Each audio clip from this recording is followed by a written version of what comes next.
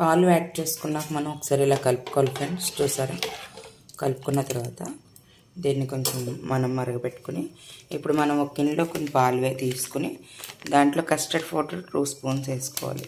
చూడండి,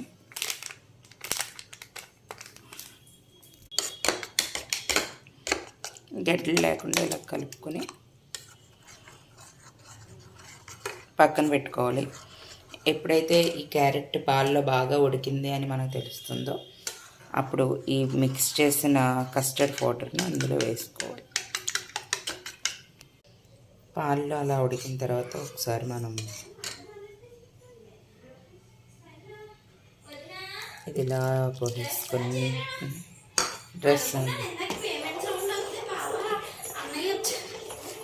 ఇలా మనము గడ్డ కట్టకుండా కలిపేసుకోవాలి ఫ్రెండ్స్. ఒకసారి చూసారా, ఆ తర్వాత మనం ఇలాగా